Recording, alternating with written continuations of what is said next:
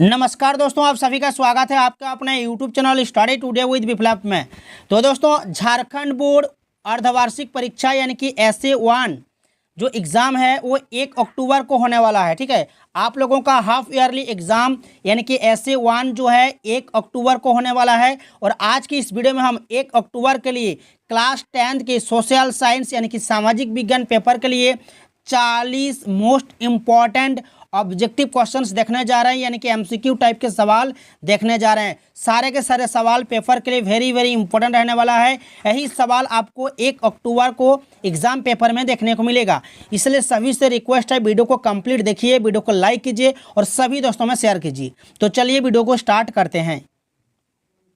तो चलिए शुरू करते हैं। पहला सवाल है कि पंजाब में भूमि निम्नीकरण का निम्नलिखित में से मुख्य कारण क्या है? गहन खेती, वन उन्मूलन, अधिक सिंचाई या अति पशुचारण। तो यहाँ पर सही उत्तर हो जाएगा अधिक सिंचाई।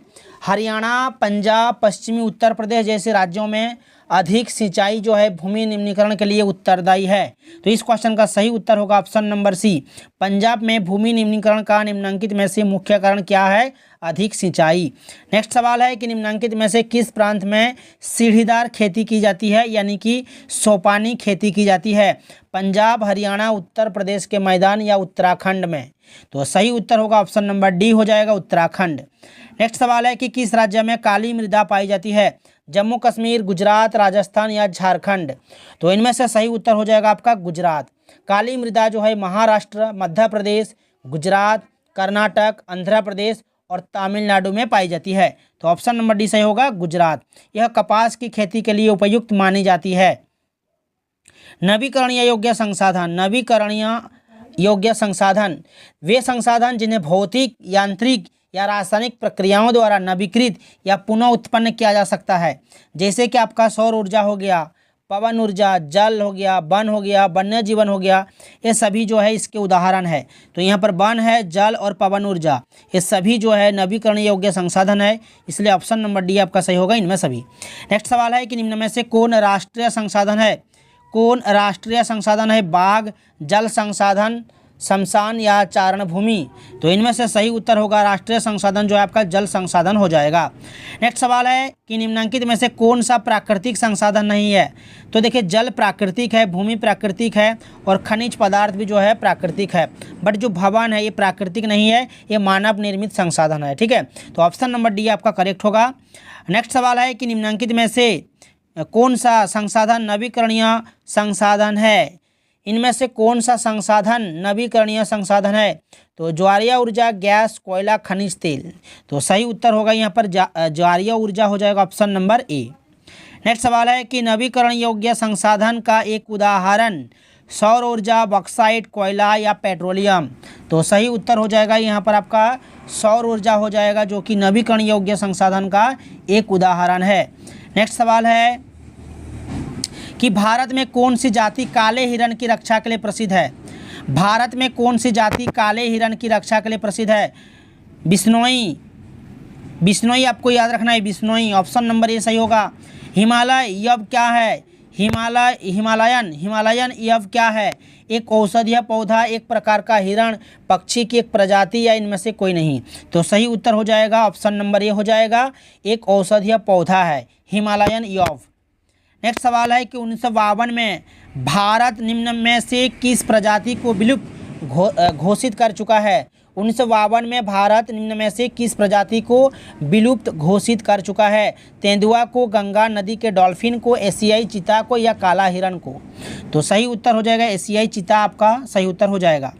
चिपको आंदोलन से क्या तात्पर्य है? वृक्षों को उगाना, वृक्षों को काटना, वृक्षों की रक्षा करना या वनों के स्थान पर कृषि कार्य करना?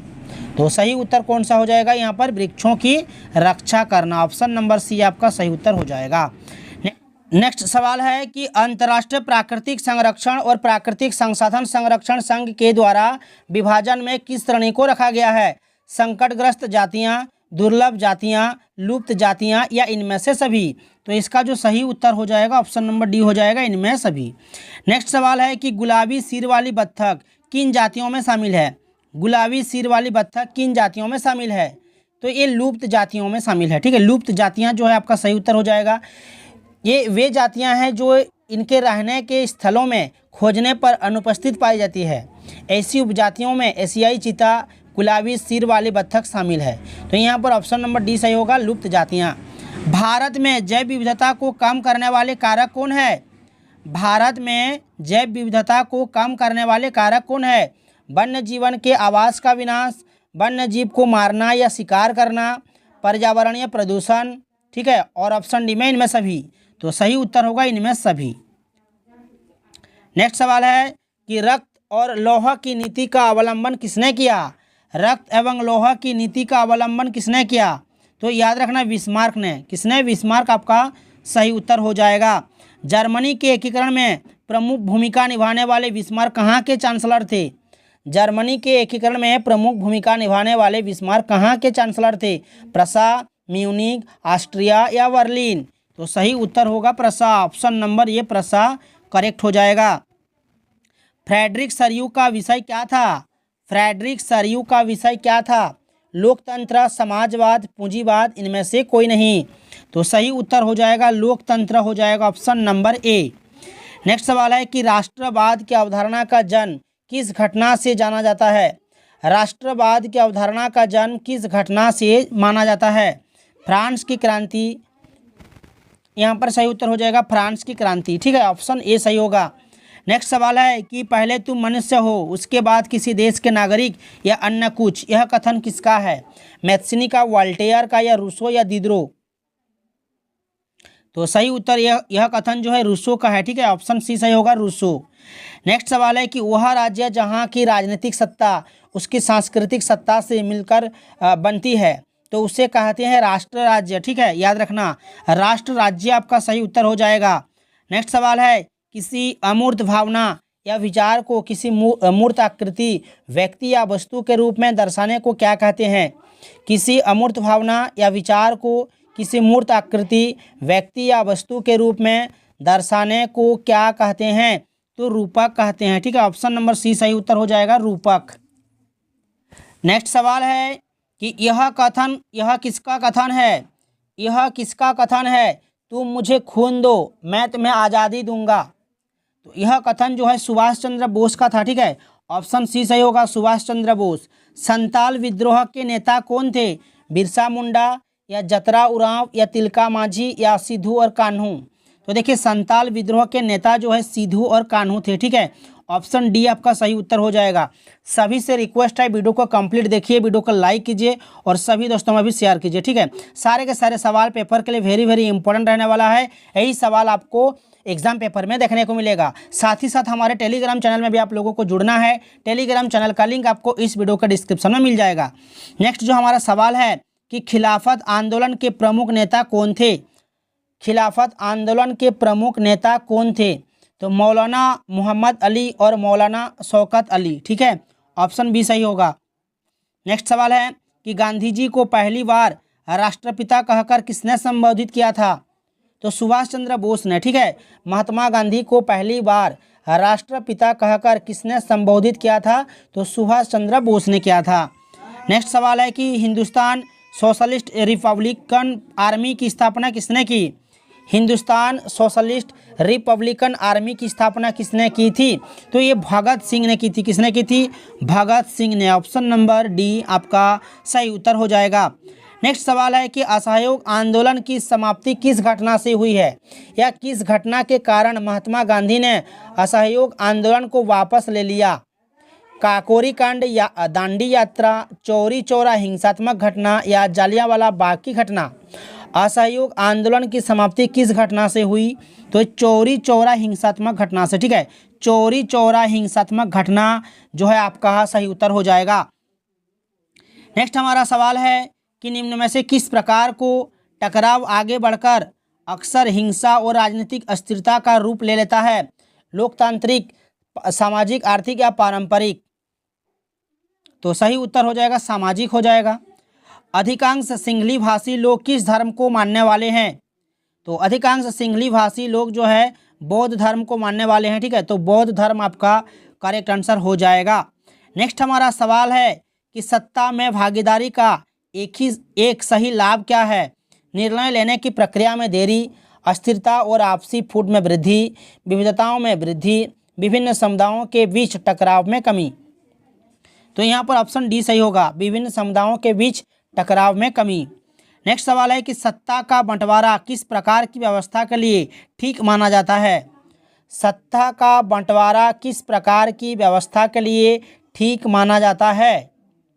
तो यहाँ पर लोकतांत्रिक आपका सही उत्तर हो जाएगा, लोकतांत्रिक। यदि सरकार के विभिन्न अंगों विधायिका, कार्यपालिका और न्यायपालिका के बीच सत्ता का बंटवारा रहता है तो उसे सत्ता का डैश वितरण कहा जाता है। यदि सरकार के विभिन्न अंगों विधायिका, कार्यपालिका और न्यायपालिका के बीच सत्ता का बंटवारा रहता है तो उसे सत्ता का क्षैतिज वितरण कहा जाता है, क्षैतिज। ऑप्शन ए सही होगा। किस प्रकार के शासन में समाज के विभिन्न समूहों और उनके विचारों को उचित सम्मान दिया जाता है? लोकतांत्रिक, राजतंत्र, तानाशाही तंत्र या इनमें सभी? तो करेक्ट हो जाएगा, लोकतांत्रिक हो जाएगा, ऑप्शन नंबर ए। नेक्स्ट हमारा सवाल है 35 का कि निम्न में से कौन अर्थव्यवस्था की विशालता को प्रदर्शित करता है? सकल घरेलू उत्पाद, विश्व व्यापार संगठन, विश्व स्वास्थ्य संगठन या विश्व बैंक? निम्न में से कौन अर्थव्यवस्था की विशालता को प्रदर्शित करता है? तो यहाँ पर सकल घरेलू उत्पाद हो जाएगा, सकल घरेलू उत्पाद। ऑप्शन नंबर ए सही होगा। प्राथमिक, द्वितीयक और तृतीयक के उत्पाद के योगफल को देश का सकल घरेलू उत्पाद कहा जाता है। नेक्स्ट हमारा सवाल है कि परिवहन, भंडारण, संचार, बैंक सेवाएं और व्यापार किस क्षेत्र की गतिविधियों के प्रमुख उदाहरण है? तो ये तृतीयक हो जाएगा, आपका सेवा क्षेत्र के अंतर्गत आता है। ठीक है, देखिए प्राथमिक क्षेत्र के अंतर्गत आपका खनन हो गया, लकड़ी काटना, कृषि कार्य, ये सब आते हैं। और द्वितीयक क्षेत्र में आपका जैसे कि चीनी हो गया, कागज उद्योग हो गया, कपड़ा तैयार करना, ये सब जो है द्वितीयक क्षेत्र में आते हैं। और परिवहन, भंडारण, संचार, बैंक सेवाएं ये तृतीयक क्षेत्र में आते हैं। तो ऑप्शन नंबर सी आपका सही उत्तर हो जाएगा। नेक्स्ट सवाल है कि निम्न में से किस क्षेत्र में वस्तुएं सीधे प्रकृति से उत्पादित नहीं होती बल्कि निर्मित की जाती है? देखिए, जो सीधे प्रकृति से उत्पादित होते हैं उसे हम कहते हैं प्राथमिक क्षेत्रक। ठीक है, और प्राथमिक क्षेत्रक जैसे कि आपका खनन, लकड़ी काटना, कृषि कार्य, ठीक है, ये सब। जैसे कि आपका जैसे कि हो गया आपका गन्ना। ठीक है, तो गन्ना प्राथमिक क्षेत्र में आएगा। ठीक है, क्योंकि सीधे प्रकृति से उत्पादित होती हैं। और गन्ना से जब चीनी का निर्मित हो जाता है ना, तो उसे हम कहेंगे द्वितीयक क्षेत्रक। ठीक है, द्वितीयक क्षेत्रक। ठीक है, बल्कि निर्मित की जाती है, सीधे प्रकृति से उत्पादित नहीं होती है बल्कि निर्मित की जाती है, तो उसे कहेंगे द्वितीयक क्षेत्र। ठीक है, ऑप्शन नंबर सी सही होगा। नेक्स्ट सवाल है कि राष्ट्रीय ग्रामीण रोजगार गारंटी अधिनियम 2005 के प्रमुख उद्देश्य निम्न में से क्या है? तो प्रमुख उद्देश्य था कि 100 दिनों की रोजगार प्रदान करना। ठीक है, ऑप्शन नंबर बी सही होगा। नेक्स्ट सवाल है कि निम्न में से कौन सा क्षेत्र सरकारी नियंत्रण से बाहर होता है? असंगठित, औद्योगिक, संगठित या कृषि कार्य? तो यहाँ पर असंगठित क्षेत्रक हो जाएगा। जो क्षेत्रक सरकारी नियंत्रण से बाहर होता है उसे कहते हैं असंगठित क्षेत्रक। 40 का लास्ट सवाल है हमारा कि कृषि क्षेत्र के श्रमिकों में किस प्रकार की बेरोजगारी पाई जाती है? कृषि क्षेत्र के श्रमिकों में किस प्रकार की बेरोजगारी पाई जाती है? चक्रीय, संरचनात्मक, प्रच्छन्न बेरोजगारी या खुली बेरोजगारी? इसका आंसर सभी को कमेंट बॉक्स में भरना है। ठीक है, सभी को कमेंट बॉक्स में इसका जवाब देना है। वीडियो को अगर अच्छा लगा है तो लाइक और शेयर कीजिए, और हमारे चैनल में जुड़े रहने के लिए, इस तरह के वीडियोस देखने के लिए चैनल को सब्सक्राइब करके रखिए। ताकि साथ ही साथ टेलीग्राम चैनल में भी जुड़ जाइए। टेलीग्राम चैनल का लिंक आपको इस वीडियो के डिस्क्रिप्शन में मिल जाएगा। तो चलिए मिलते हैं नेक्स्ट वीडियो में।